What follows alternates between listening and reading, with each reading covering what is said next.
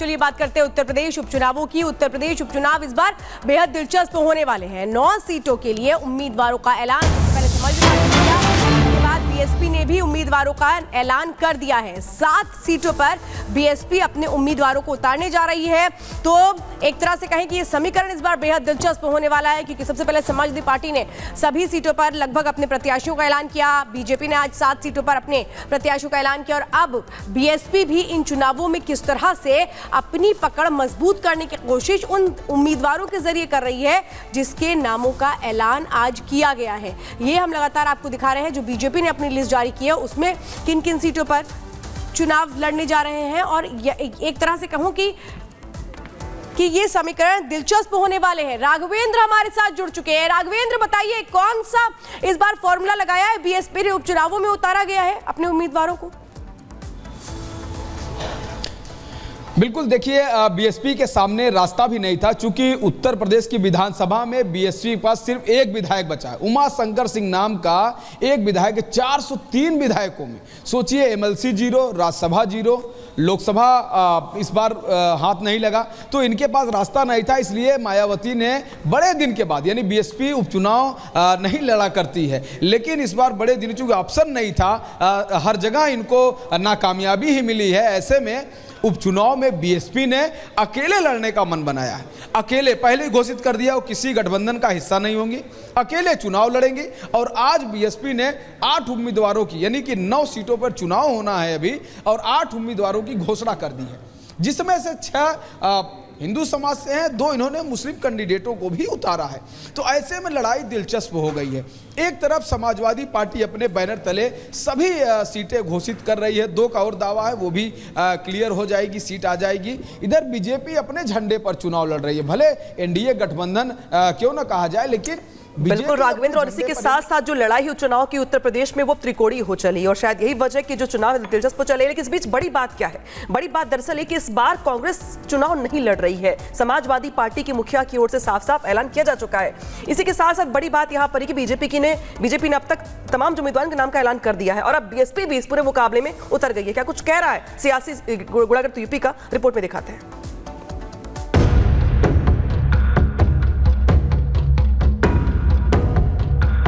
UP में सज गया उपचुनाव का रण। भाजपा उम्मीदवारों का ऐलान, सपा ने अकेले ही ठोकी ताल। उत्तर प्रदेश में 9 विधानसभा सीटों पर होने वाले उपचुनावों की जंग रोचक हो गई है। बीजेपी और समाजवादी पार्टी दोनों ने जीत के लिए अपनी फील्डिंग सजानी शुरू कर दी है। लोकसभा चुनावों में अच्छा प्रदर्शन करने के बाद जहां समाजवादी पार्टी के हौसले बुलंद हैं, तो बीजेपी को भी योगी सरकार के कामकाज पर भरोसा है। उत्तर प्रदेश में विधानसभा उपचुनावों का बिगुल बज चुका है। एक तरफ भाजपा गठबंधन जिसने अपने उम्मीदवारों का ऐलान कर दिया है, दूसरी तरफ इंडिया गठबंधन जिसमें समाजवादी पार्टी के चुनाव चिन्ह पर चुनाव लड़ने की तैयारी है। लोकसभा चुनावों के परिणामों में इंडिया गठबंधन बढ़त में दिखाई दिया, पर आगामी विधानसभा उपचुनाव के परिणाम ये तय करेंगे कि 2027 के विधानसभा चुनावों से पहले उत्तर प्रदेश की जनता किसे पसंद कर रही है। उपचुनावों के लिए तकरीबन सभी सीटों पर तस्वीर साफ होती जा रही है। बीजेपी ने 7 सीटों पर अपने उम्मीदवारों के नाम का ऐलान कर दिया है, जबकि सपा ने पहले ही अधिकतर सीटों पर अपने कैंडिडेट उतार दिए हैं। बीजेपी की जारी लिस्ट के मुताबिक करहल सीट पर बीजेपी के अनुजेश यादव और सपा के तेज प्रताप यादव के बीच मुकाबला होगा, जबकि कुंदर की सीट पर बीजेपी के रामवीर ठाकुर और सपा के हाजी रिजवान आमने सामने हैं। कठेरी सीट पर बीजेपी के धर्मराज निषाद और सपा ने शोभावती वर्मा को उम्मीदवार बनाया है। इसके अलावा फूलपुर पर बीजेपी के दीपक पटेल और सपा के मुजतबा सिद्दीकी के बीच मुकाबला है। मझवा सीट पर बीजेपी ने सुचिस्मिता मौर्य को टिकट दिया है। इनका मुकाबला सपा की ज्योति बिंद से होगा।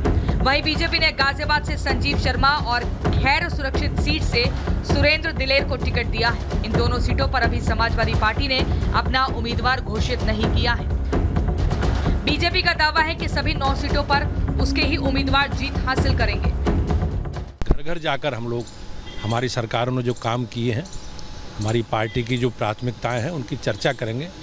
और मुझे विश्वास है कि सभी चुनावों में भारतीय जनता पार्टी को इसने लोगों का मिलेगा। इन 9 सीटों में सपा मुखिया अखिलेश यादव की खाली की हुई सीट करहल भी शामिल है। करहल पर बीजेपी और एसपी उम्मीदवारों के ऐलान के बाद मुकाबला बेहद दिलचस्प हो गया है। बीजेपी ने इस सीट से मुलायम सिंह के दामाद अनुजेश यादव को टिकट दिया है। अनुजेश यादव सपा सांसद और अखिलेश के चचेरे भाई धर्मेंद्र यादव के बहनोई हैं, जबकि अखिलेश यादव ने अपने भतीजे तेजप्रताप यादव को सपा का टिकट दिया है। मतलब यहाँ मुकाबला सैफई परिवार के बेटे और दामाद के बीच होने वाला है। एक तरफ जहां बीजेपी और सपा आमने सामने आ चुकी है, तो वहीं सीटों के बंटवारे के लिए सपा और कांग्रेस में भी रस्साकशी चल रही थी। कई दौर की बातचीत के बाद आखिरकार सपा ने कांग्रेस को ठेंगा दिखा दिया है। सपा ने ऐलान किया है कि इंडी गठबंधन के सभी उम्मीदवार उसके चुनाव निशान साइकिल पर ही मैदान में उतरेंगे। हालांकि कांग्रेस को अभी भी समाजवादी पार्टी से उम्मीद कायम है। साथ ही हमारे साथ कांग्रेस के नेता हैं, पूर्व एमएलसी हैं दीपक सिंह। दीपक जी, आप ये बताइए, क्या कांग्रेस वाकई में डर गई? उसको अपने जीत पर विश्वास नहीं था? जो 5 सीट मांगते मांगते 0 पर आ गई। अखिलेश यादव ने कल रात में ट्वीट करके यह कह दिया कि समाजवादी पार्टी के ही झंडे पर सभी सीटों पर चुनाव होगा। कांग्रेस पार्टी निश्चित रूप से लोकतंत्र संविधान की हत्या को लेकर डरी हुई है। कांग्रेस पार्टी ने हमेशा इंडिया गठबंधन की बात की और इंडिया गठबंधन को जिताने की बात की।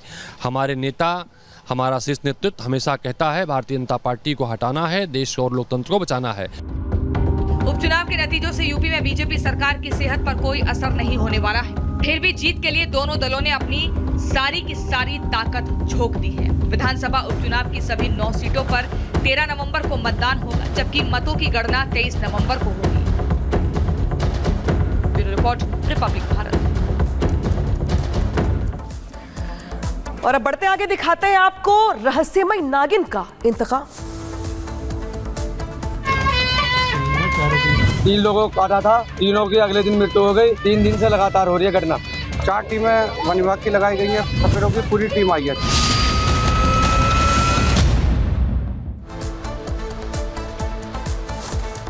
खबर यूपी के हापुड़ से है, जहां पे एक रहस्यमय नागिन के चलते पूरे इलाके में खौफ का माहौल है। दरअसल एक नागिन ने 5 लोगों को डस लिया, जिसके बाद पूरे गांव के लोग डरे हुए हैं, दहशत में हैं। पूरी खबर क्या है, रिपोर्ट में दिखाते हैं।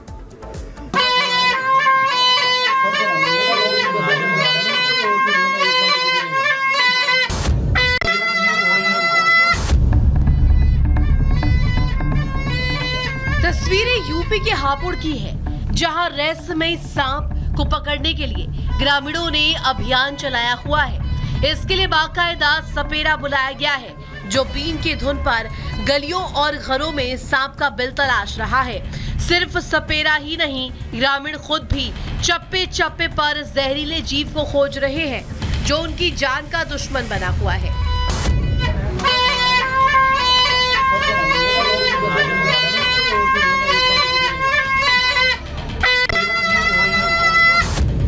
रहस्यमय सांप के आतंक ने गांव में लोगों की रात की नींद और रातों का सुकून छीन लिया है। हर वक्त लोग अपने आसपास निगरानी करते रहते हैं, कहीं किसी कोने से निकलकर सांप उनके शरीर पर अपना जानलेवा दांत न गड़ा दे। दहशत का ये आलम है कि माएं अपने बच्चों को अकेला नहीं छोड़ रही हैं, जबकि युवक डंडे लेकर झुंड बनाकर ही घर से बाहर निकल रहे हैं। रात हो या दिन, सुबह हो या शाम, सांप के खौफ ने इनकी जिंदगी को नर्क बना दिया है।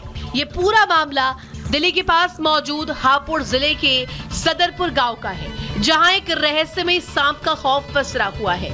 इस सांप ने अब तक कुल 5 लोगों को काटा है। सिर्फ 5 दिन में सांप ने 5 लोगों को अपना शिकार बनाया। एक ही रात में घर में सोए मां और उसके 2 बच्चों को काट लिया। जहर की वजह से 3 लोगों की दर्दनाक मौत हो गई। इसके बाद एक दूसरे परिवार पर सांप का कहर टूट पड़ा। दिन में पति और उसी रात को उसकी पत्नी को भी सांप ने डस लिया। हालांकि समय पर अस्पताल पहुंचने से दोनों की जान बच गई। गांव में 5 लोगों को सांप के डसे जाने से ग्रामीण परेशान है। 20 तारीख की रात से 3 लोगों को काटा था, तीनों की अगले दिन मृत्यु हो गई। फिर अगले दिन फिर काटा, एक को अस्पताल उपचार के लिए चलेगा, फिर उसकी बीवी के लिए काट कर अगले दिन। 3 दिन से लगातार हो रही है घटना। हम तो ये चाहते हैं कि हमारी सहायता करें। रात यहाँ से कई लोग मकान छोड़कर अपना घर छोड़ कर चले गए, और रात को दहशत इतनी है कि खरंजों पर सोते हैं और बहुत पैरे लगाते हैं कुछ लोग, भयंकर है। सांप के खौफ के बीच गांव में अफवाहों ने भी जन्म लेना शुरू कर दिया है। कुछ लोग इसे नागिन का बदला कह रहे हैं, तो कुछ इसे कोई किसी पुरानी कहानी से जोड़ रहा है। हालांकि ऐसी किसी बात की कोई पुष्टि नहीं की जा सकी है। दहशत की वजह से गांव में पलायन भी शुरू हो गया है।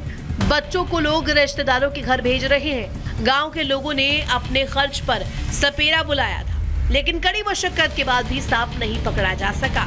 सांप को लेकर गांव में अफवाहों का बाजार गर्म है। प्रशासन का दावा है कि जल्द ही सांप को पकड़कर दहशत और अफवाह दोनों को खत्म कर दिया जाएगा। वन विभाग की टीमें लगातार यहाँ पे रेस्क्यू कर रही हैं। कल भी एक सांप का रेस्क्यू किया गया। हमारी सपेरों की टीम मेरठ से बुला ली गई है हम लोगों के द्वारा, और वो लगातार अपना प्रयास कर रही है। 4 टीमें वन विभाग की लगाई गई हैं, पुलिस प्रशासन साथ में है, और सपेरों की पूरी टीम आई है। इस रहस्यमयी सांप को खोजने के लिए प्रशासन भी सक्रिय है। वन विभाग की टीम ने भी गांव में डेरा डाला हुआ है, लेकिन सबके हाथ खाली है। सांप गायब है और गांव में दहशत का माहौल कायम है। Bureau report, Republic Bharat.